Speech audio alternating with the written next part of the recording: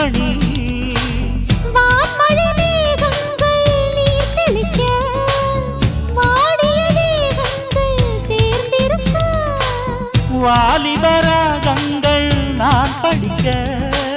நூலிடை தாழாமல் நீ துடிக்க சின்ன பூவை தேன் நிலாவை தொட்டு விளையாட ஆனந்தம் கூடாதோ பாண்டியனின் ராஜ்யத்தில் புயலால